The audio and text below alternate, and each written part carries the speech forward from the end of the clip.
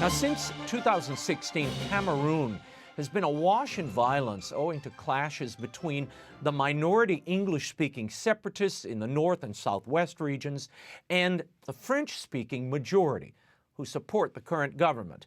The separatists claim they do not have equal rights and want to secede from Cameroon. To date, the violence between the two groups continues, with Catholics on both sides caught in the crossfire.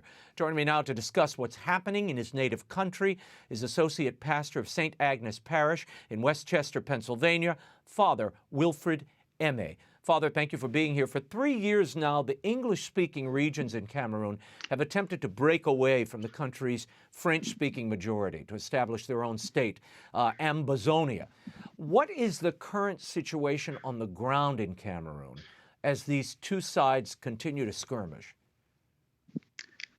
Thank you, Raymond, for having me, and thank you for giving me this opportunity to speak to the world about the Anglophone crisis in Cameroon. The situation on the ground is still horrible. Like you mentioned in your introduction, the cause of this Anglophone crisis is the failure of the central government of Cameroon to respect and implement the Equal Status Clause of the Constitution. The Anglophone Cameroons, the minority, joined the majority Francophones in 1961. And according to that Equal Status Clause, the Anglophones are a people with a distinct culture and language. And for over decades, this equal rights, equal status, equal representation in the government has been disrespected. So the people have been disgruntled for a very long time because of perceived marginalization. And Raymond, let me say this.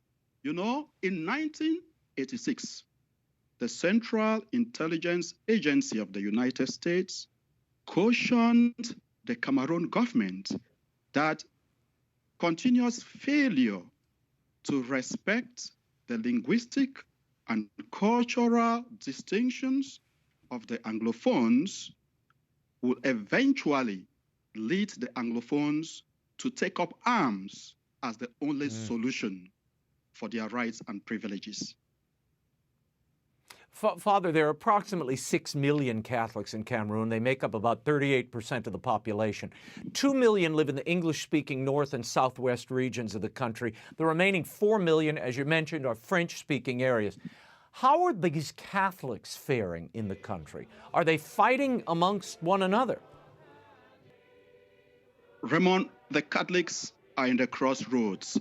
In the English-speaking region of Cameroon, when the crisis started, the bishops wrote a memorandum to the president calling his attention to widespread social injustice. Our churches at that time were closed. Our schools, Catholic schools, were closed. As I speak with you, a presbytery in the English-speaking region was completely burnt down. Some priests were targeted, and one or two of them were unjustly detained. So the bishops of Cameroon actually addressed this memorandum and called the president's attention of these issues. Unfortunately, when the crisis started, the government denied that the Anglophone problem existed. They have acknowledged it right now, but too little, too late. As I speak with you, there are over 1 million internally displaced. Many of them are Catholics. I am a board member of an organization. We help the refugees. Majority of those refugees are Catholic Christians, and there are hundreds of them in Nigeria. So we are in a very precarious situation. The pandemic is on. There is civil unrest, and the separatists are out there. Yeah. There have been several reports, Father, of Catholics being killed. 7 students were killed at a Catholic school this past October by separatists. In February, 22 children and a pregnant mother were killed by government forces. As you mentioned, a seminarian and priest were killed in 2018. And this past November, a Cardinal Tumi, was kidnapped by gunmen and then released. Have Catholics become a target in this battle between these two sides? Raymond, certainly the Catholics have become a target because there is a cathedral in Cameroon that has bullet holes all over. And a priest was killed right in front of the rectory. A seminarian was killed in front of the church. And the victims of the Ngabo incident that you just mentioned, over 22, majority of them were Catholics. That's a Catholic predominant diocese in Cameroon, the Diocese of Kumbo. And then the school you mentioned also, that's Mother Francisca Bilingual School. Majority of the residents in that area are Catholics. So in many, many and subtle ways, Catholics have been targeted. I remember a priest who was presenting the humanitarian report, and the flagrant violation of human rights was unjustly detained. Cardinal Tumi was kidnapped because he's vocal. Yeah. 2 weeks ago, Vatican Secretary of State Cardinal Pietro Parolin made a visit to Cameroon. Now, some separatists called for businesses to close in protest of the visit, accusing the church of being indifferent to their plight.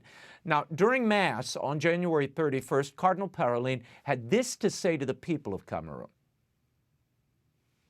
The Holy Father unites himself to the desire for peace and reconciliation that rises up to God. We are all responsible for peace. All the actors of society are responsible, from the smallest to the biggest person. No one can feel exonerating from the struggle against evil. This is the challenge that faces you today. The Vatican has called for dialogue between the two sides, Father, not for the first time. But many people in Cameroon see one country with two cultures, as you mentioned earlier, the French side and the English side. The overwhelming majority of the English-speaking side want a separate country. Is dialogue possible at this point? Raymond, a lot has already gone wrong. When this crisis started, dialogue would have been possible, and it would have been easier. But right now, as we speak, there are several fractions of the separatist group. Unfortunately, both sides are not willing to listen to each other. What is dialogue is talking and listening to each other. And for dialogue to be fruitful, we have to put all the cards on the table. The first dialogue that the government had, it seems to have been on the terms of the government. So the separatists were dissatisfied. In a situation where the people have lost trust in their government, we cannot have genuine dialogue without a neutral arbiter. The government had an upper hand in the former dialogue. That is why it did not work. But I think, like the Cardinal Secretary said, all of us are responsible for this. I think dialogue can still go forward if both sides are willing to listen to each other. In order for us to compromise, we have to shift to the middle. Unfortunately, now we have some extremists who will not want to shift, and the government also considers some topics as taboo. We cannot be talking about dialogue when the government cannot bring onto the table federation, separate. Let us talk about the issues, because that is what the people care about. In 2019, the U.S. cut Cameroon from a trade pact over allegations of human rights violations, allegedly committed by Cameroon's security forces. The U.S. also cut more than $17 million in security aid and support over the country's human rights records. How has that affected the country, and do people have any faith in this government at this point? Raymond, the truth is, this crisis has been neglected by the international community. That decision to cut funds from the Cameroon military came in too little, too late. I'm sorry to say that, because on the 1st of October 2017, the Anglophone Cameroons staged a peaceful march in Boya. That's where I come from. Raymond, they were massacred. Dozens of young people were massacred.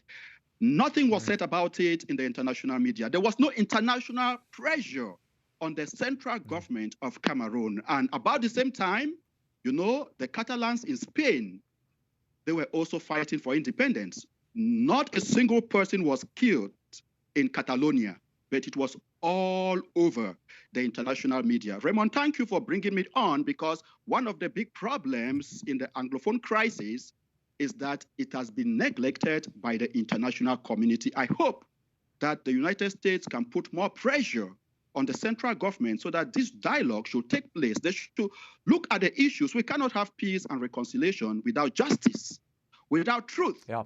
Because these people have violated human rights. They are not accountable. And some time ago, about 3 years ago, a bishop was assassinated and his remains were thrown in a river. 3 years after, there is no account why Bishop Jean-Marie Bala was assassinated. Wow.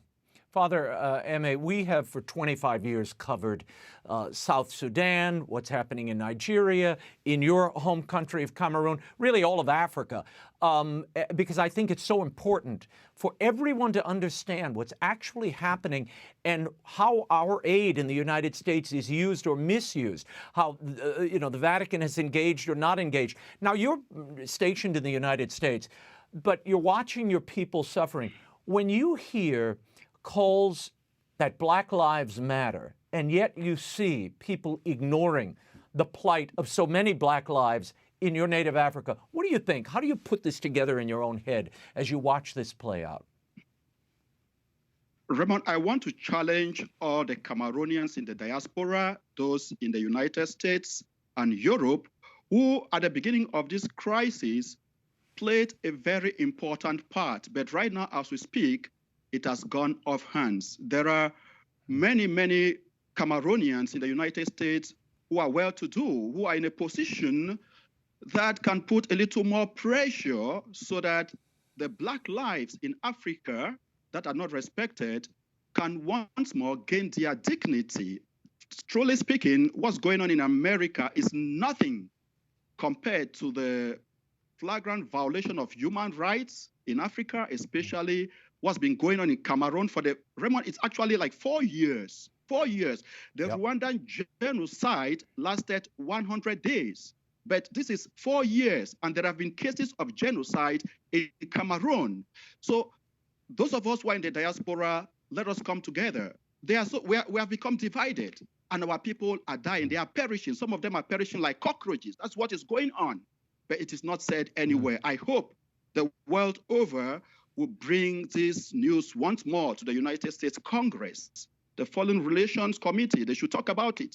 They should put pressure on the government so that that dialogue should be real and Cameroonians can once more live in peace and harmony. Because as we speak, each day is unpredictable in Cameroon. Every Monday, there is a ghost town. People don't go out of their homes. My family is still there. Friends have been killed. So it is really, really a hard time. Well, Father, I thank you for bringing it to our attention and to the attention of the audience, and we'll stay in touch with you. Father Wilfred Emeh, thank you again, and we'll continue to pray for the people of Cameroon. Thank you, Raymond. Thank you for having me.